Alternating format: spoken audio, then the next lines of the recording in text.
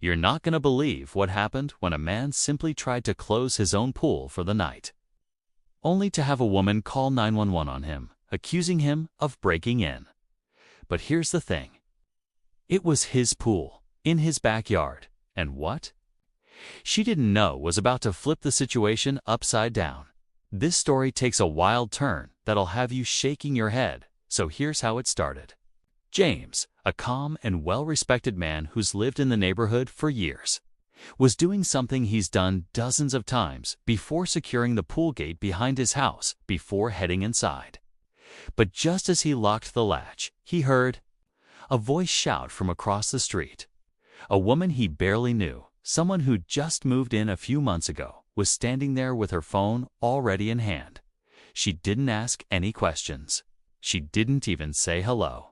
She just pointed and started yelling about how she was calling the police. Her exact words, "You don't belong here. I've never seen you before." What she didn't realize was that James had security cameras installed weeks ago because of earlier strange incidents. And those cameras, they caught something shocking. What he discovered from the footage turned the whole situation into something much deeper than just a misunderstanding. It wasn't just about him being accused of something he didn't do.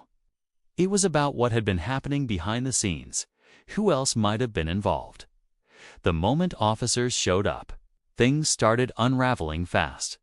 But what they found wasn't at all what this woman expected. And James, he stayed calm the whole time because he knew what was coming.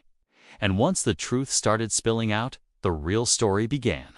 You won't believe what James discovered next. James had always been the type to keep to himself. He wasn't flashy, didn't throw big parties, didn't cause trouble. In fact, he'd lived in that house longer than almost anyone on the block. He worked early mornings, kept his lawn neat, and often helped neighbors when they needed a hand. But ever since the new Lady Karen moved in across the street, things felt off. She'd never spoken to him directly, but James had noticed the way she watched him, almost like she was waiting for something. At first, he brushed it off, but now it was clear she had her own idea of who he was, and it had nothing to do with the truth. The night she called 911, James was already uneasy. He'd noticed someone had been tampering with the side gate earlier that week. His motion lights had flickered on around 2 a.m., and when he checked the cameras the next morning, he caught a blurry figure near the pool areas, someone clearly not supposed to be there. That's why he installed the second camera behind the shed, pointing directly toward the fence line. What it recorded the day Karen called the police wasn't just proof of his innocence. It hinted at something bigger while the officers stood at his gate. Karen kept yelling from her yard, insisting he was trespassing. One of the officers turned and calmly asked James for ID. He nodded, went inside, and came back out not just with ID, but with something else. A tablet in his hand, video queued up, ready to play. He didn't raise his voice. He didn't accuse anyone. He simply asked, "Do you want to see what really happened?" Karen, still shouting from across the street, didn't realize how close she was to being caught in her own mess. And what the officer saw next, that changed everything. As the officers leaned in to look at the footage, the air got heavy. James stayed quiet, letting the video speak for itself. The clip started with a timestamp from 3 nights before. The footage showed a shadowy figure walking along the back fence line slow. It's deliberate, like they were scoping the place out. Then came the part that made one of the officers glance up at James. The figure reached over the fence with something in their hand, and appeared to place it near the pump area of the pool system. Nothing exploded, nothing happened immediately. But it was enough to raise questions. James paused the video and said, "I haven't touched that pump since. I was going to check it this weekend. Thought it was kids or maybe someone lost. But now it was clear someone had been creeping around with a purpose. And Karen? Her house had a direct view of the exact spot." That's when one of the officers asked, "Do you recognize the person?" James didn't answer right away. he didn't want to guess. But the officer's eyes moved toward Karen's house for a reason. And here's where things got even stranger. Another neighbor, Mr. Patel, who lived 2 doors down, came walking over after seeing the flashing lights. He pulled James aside and quietly said, "You too, huh?" Turns out, Mr. Patel had caught someone trying to mess with his garden lights. Just last week, also around 2 a.m., and guess who else had called the cops on him before? Karen.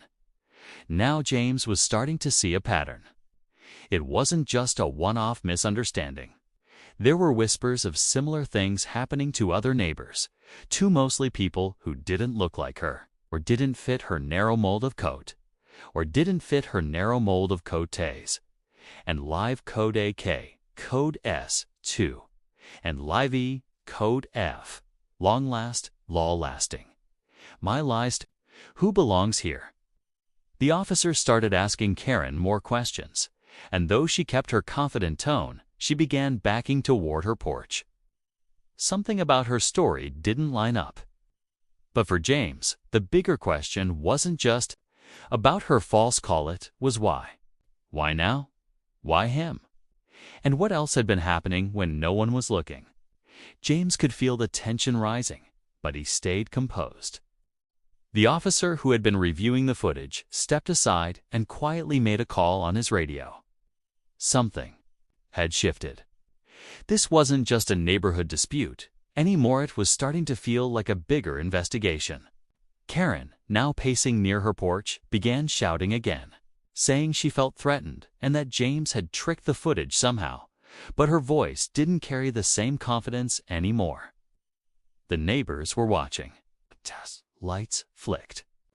On up and down the street, people were stepping out onto porches, whispering, staring. Then another officer arrived, this one dressed in plain clothes. He nodded to the officer who had called him in and stepped inside James's gate without hesitation. "Mind showing me that again?" he asked. James replayed the video, and the man watched in silence. But when it ended, instead of speaking to James, he looked directly at the other officers and said, "We need to pull street cam footage. If this wasn't a one-time thing, someone's been moving through these yards for a reason." And that's when James remembered something else 2 weeks earlier. His garage had been left unlocked overnight, and when he opened it the next morning, a box of pool supplies was missing. At the time, he assumed he had misplaced it. Now, he wasn't so sure. He mentioned it to the plainclothes officer, who took notes and nodded without reacting much. It was clear they were putting pieces together. But Karen kept talking. Her voice was tighter now, words spilling out fast like she was trying to regain control. She insisted she'd seen a strange man in the yard and just did what any good neighbor would do. But then Mr. Patel cut in. "You called the police on my son for playing with chalk on the sidewalk. You remember that?" The street went silent. Karen froze. The plainclothes officer turned toward her with an unreadable expression. James felt the pressure building, like something big was just about to break. No one knew which way it would go, as Karen stood frozen. Her face tightening with each second of silence. Something unexpected happened. The plainclothes officer's phone buzzed. He looked at the screen, his brow furrowing. He stepped away to take the call, speaking quietly, but his expression shifted fast from neutral to tense. When he returned, he walked over to the group and asked James, "Do you still have access to your full camera history?" James nodded and pulled up the archive menu. The officer asked him to scroll back to 3 nights ago, the same night that figure was seen near the pump. James tapped through the footage, and as they watched again, something new popped up in the corner of the frame-faint headlights parked across the street. In front of Karen's house. Not unusual at first. But then they noticed the driver stepping out and walking straight toward James's side yard. The man wasn't dressed like a kid sneaking around. He wore gloves. He moved with purpose. And then, after placing something behind the shed, he walked calmly back across the street and rang Karen's doorbell. She opened it. They talked for a few seconds. She handed him a small object, looked like a garage opener or key fob.